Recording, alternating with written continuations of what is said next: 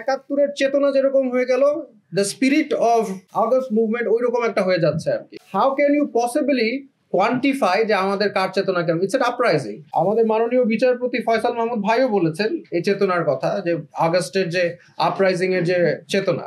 How do you quantify ইট? একটা Democratic process কিংবা কোনো জরিপ ছাড়া আপনি কোয়ান্টিফাই করলেন কিভাবে? আবু সাইদের আপনি যদি দেখেন তার চেতনা, তার ফেসবুক প্রোফাইলে ইটস ইসলামিক। আমি এখানে নেতৃত্ব দিয়েছি, আমার স্টুডেন্টরা শহীদ হয়েছে, আমার চেতনা Islamic. But at the same time আমরা এখানে নাস্তিকরাও ছিল।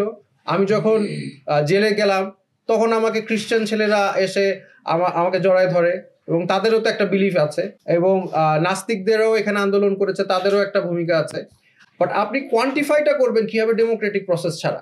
আপনারা যেভাবে বলে দিচ্ছেন ঢালাভাবে যে 2024 এর চেতনা, how do you know? So this is a problem with this proposal for reform. আমার চেতনার বহিঃপ্রকাশ একটা ডেমোক্রেটিক পদ্ধতিতে হতে পারে সেটা, এবং এই সরকার যদি চায়, কারেন্ট যে ইন্টারিম গভর্নমেন্টের সরকার, সে কিভাবে আসলে জানে যে আমার আইডিয়ালস কি? আমার আইডিয়ালস ইসলাম, খুবই সিম্পল। এবং অন্য আইডিয়ালসও আমরা কথা বলতে পারি, বৈঠক করতে পারি, এটা জরিপ হোক। ওরা জরিপ না করে যদি তারা নিজেদের মতো আইডিয়ালস ঢুকায় দেয় তাহলে তো হবে না। My ideals can very much differ from other people's ideal. তো এখানে প্রথমে যে প্রিমিয়াবলের ইয়েটা আছে সেখানে আমি একটু দ্বিমত পোষণ করেছি। তারপরে এখানে একটা আরেকটা রিফরমেশনের কথা বলা আছে বা দেওয়া আছে, সেটা হচ্ছে সোশ্যালিজম। কত পার্সেন্ট বাংলাদেশের মানুষ সোশ্যালিজমের উপর একটা বই পড়েছে? কত পার্সেন্ট মানুষ জানে সোশ্যালিজম কি? কেউ কিন্তু এটার আইডিয়াই নাই সোশ্যালিজম কি। আমি বই পড়েছি, and this is also a problem যে একটা অনেকে লয়াররা একটা জেনারেলি কনস্টিটিউশন একটা কি ভূমিকা রাখে, but it's primarily a philosophical text. Socialism is a philosophy. So আমরা কি আদৌ সোশ্যালিজম চাই কিনা এবং সোশ্যালিজম সম্পর্কে আদৌ কেউ কিছু বুঝে কিনা, সেটাই এখনো কোয়ান্টিফাই করা নেই। আপনারা বলে দিচ্ছেন এটার স্পিরিট অফ 2024 বা 71-এর ইয়ে হচ্ছে socialism. Who are deciding these things? Article 2 এতে এখানে একটা প্রপোজাল দেওয়া হয়েছে যে ইসলাম স্টেট রিলিজন হবে ইসলাম, বাট প্রফেট মুহাম্মদ সাল্লাল্লাহু আলাইহি ওয়াসাল্লামকে কোনোভাবে ইনসাল্ট করা যাবে না। That is very good. But এখানে আমি মনে করি, আমার মত হচ্ছে যে আরেকটা প্রপোজালে ইনক্লুড করা উচিত অন্য ধর্মের কোনো ফিগারদেরকেও আমরা করব না, ইনসাল্ট করব না বা করা যাবে না। এটা this should also be included. আবার এখানে আর্টিকেল 8-এ এখন বলা হচ্ছে, এটা একটা ভেরি প্রবলেমেটিক আর্টিকেল। এখানে অনেক কিছু ফিলোসফি দেওয়া আছে।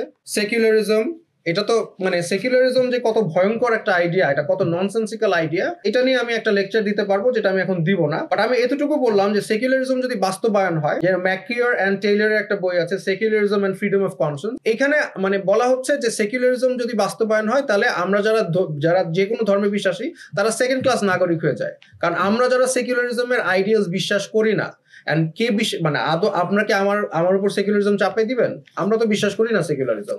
ধর্মনিরপেক্ষতা মানে কি? ধর্মনিরপেক্ষতা শুনতে সুন্দর, আসলে তো আপনারা আমাকে দ্বিতীয় শ্রেণীর নাগরিক বানিয়ে ফেলছেন। ধর্মনিরপেক্ষতা আপনার আদর্শ, আপনার দর্শন আমার উপর চাপিয়ে দিয়ে। ধর্মনিরপেক্ষতা মানে একটা আমাদের শুনতে ভালো লাগলে আসল অর্থ হচ্ছে যে কোনো ধর্মের ভ্যালু বা নৈতিকতার মানদণ্ড আপনি মানতেছেন না, আপনারটা আমার মানতে হচ্ছে। এটা নিয়ে আরো দীর্ঘ আলোচনা করা যাবে, এটা আমি এখন করব না। বাট আমরা যেহেতু সবাই এখানে যারা এসেছেন, আমার পক্ষের যারা ভ্যালুজ রাখে, আমার বিপক্ষে রাখে, তারাও একমত সেকুলারিজম থাকা যাবে না। সো আই থিঙ্ক এটা নিয়ে আমার আর বিস্তারিত আলোচনা দরকার নাই। কিন্তু এখানে যেমন বলা আছে ডেমোক্রেসির কথা, গণতন্ত্রের কথা, যে এই জন্যই আর কি, যে শুধু আইনজীবী দিয়ে আসলে কনস্টিটিউশনের টা উচিত না, ফিলোসফার দরকার। গণতন্ত্র, what kind of democracy do you want? আমরা কি লিবারাল ডেমোক্রেসি চাই, ডাইরেক্ট ডেমোক্রেসি চাই, রিপ্রেজেন্টেটিভ ডেমোক্রেসি চাই? এগুলো কিন্তু বাংলাদেশের জনগণ কিন্তু কি ডেমোক্রেসি চায় সেটা নিয়ে তাদের একটা আইডিয়া আছে। যেটা আমি বুঝি, বাংলাদেশের জনগণ এপিস্টোক্রেটিক ডেমোক্রেসি চায়। এটার মানে কি? মানে হচ্ছে ডেমোক্রেটিক রিপ্রেজেন্টেশন যে কেউ হতে পারবে না, যাদের মিনিমাম জ্ঞান আছে তারা হতে পারবে। এটাকে বলে এপিস্টোক্রেটিক ডেমোক্রেসি।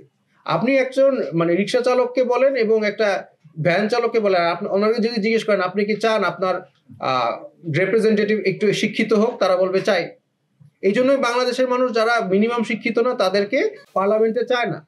তো এটা কিন্তু ডিরেক্ট ডেমোক্রেসি না, এটাকে বলে এপিস্টোক্রেটিক ডেমোক্রেসি। সো আমরা কি ডেমোক্রেসি চাই সেটা নিয়েও আমাদের আলোচনা করাটা খুবই জরুরি, এবং এগুলো না করে জাস্ট একটা ডেমোক্রেসি বলে দিলে ইটস নট এনাফ।